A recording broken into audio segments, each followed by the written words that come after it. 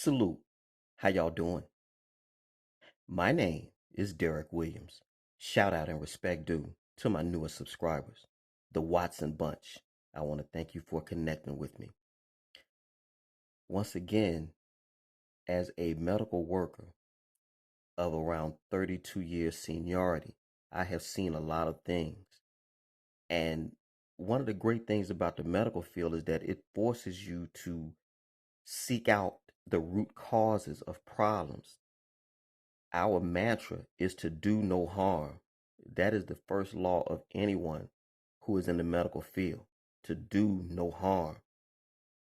And in my estimation, our leaders, our so-called leaders, are doing harm to the country, be it socially, politically, and definitely economically with all of these ignorant lockdowns. The title of this presentation will be called That Dog Don't Hunt. And I'm just one man. In the comment section on YouTube, I want to introduce to you a folk hero, in my opinion. Dr. Rashid Buttar is a folk hero. This man is putting the proverbial nail in the coffin that is the man-made biological pathogen called the coronavirus and everything that surrounds it. And no one seems to be asking these central questions that he's asking. And I wonder, to the 3,000 plus people that follow me on YouTube, do you ask yourself these questions? And if you do ask yourself these questions, do you put it on your YouTube channel? I think a fair point to be, highlighted here. Do you ask yourself these central questions? And if you do ask yourself these central questions and you follow a sequential line of reasoning, you have to be against all of this stuff. And that's not to say that you're supposed to just go out and be radical when you go to the stores and things like that. I simply don't wear my mask at all if you leave it up to me. And if I wear it messed up on purpose in opposition of all this stuff. This is total nonsense. Absolute nonsense. I will be putting the link for Dr. Rashid Buttar's YouTube channel in the description box below, and just listen to this man. Again, you want to follow what's called a sequential line of reasoning. You judge. All y'all take care. Greenville, Mississippi till I die.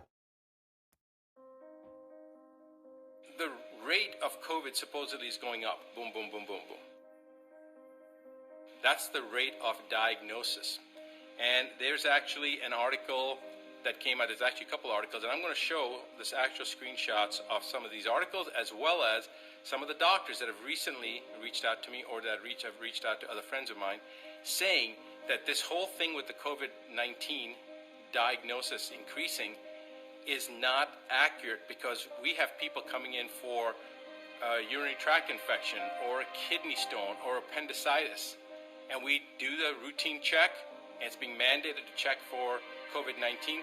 They test positive, so now we have to put them down as being positive. So the rates of numbers are going up, but the death rates plummeted. Hardly anybody has died of COVID-19.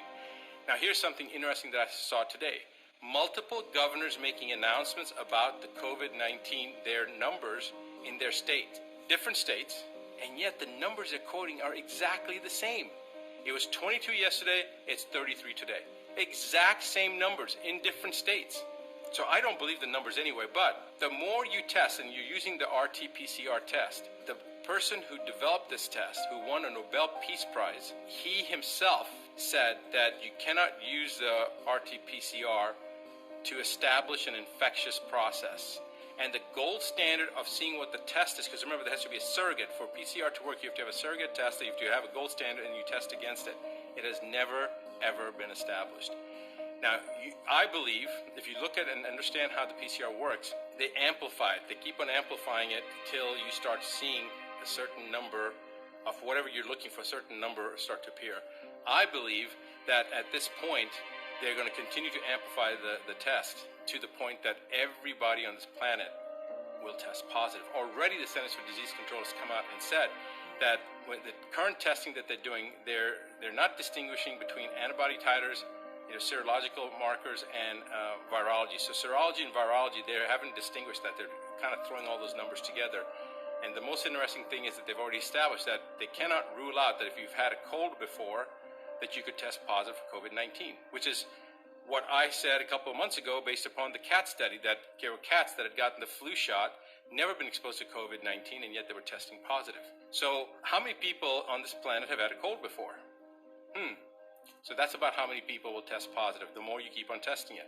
And so that's justifying their numbers. They want to propagate this fear. So that justifies the numbers, and the sheeple are following those numbers rather than looking at how many people are actually dying from it.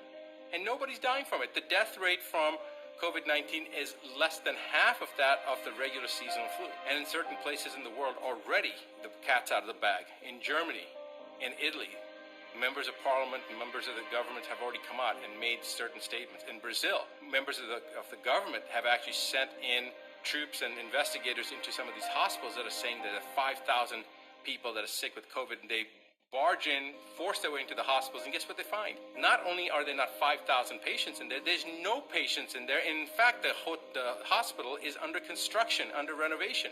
Not a single patient there. And this type of nonsense is all over the place. It's all over the place. So start critically thinking. Start thinking about what the issues are, and don't jump on a bandwagon either way. Of course, unless you're a troll or you're being paid to do it, then just keep on doing the same thing you're doing. You've already compromised your integrity. That's fine. I'm not talking to the trolls here. I'm talking about the people that truly want to understand what's going on, people that may not have the same thought process, but that are now starting to question. And that's exactly what we need to be doing. We need to be questioning. The question is why? Why is stuff being censored? Why is information being prevented from being disseminated? Why am I getting this song and dance about X, Y, and Z, whereas in my own frame of reference, in my own experience, I'm not seeing this? And we realize that if this thing is so damaging, so detrimental, so virulent, so resistant, and they really need to stop everything and put up the ridiculous restrictions that they're putting up, then why is it that certain sectors, i.e. houses of worship, where people congregate, they're not able to do so, but other places, like a Walmart or Costco, it's fine? Why is it that gyms where you work out and get your body better and stay healthy, why is it that they're being not considered essential, but liquor stores are, okay? Ask yourself these questions. Things that better an individual, a person that wants to connect with their spiritual leaders, they can't meet in congregation, but hey, you can go shopping. You can't go to a business meeting with more than 10 people in there, but you can go to Costco where there's a few hundred people in there at any given time, and no problem.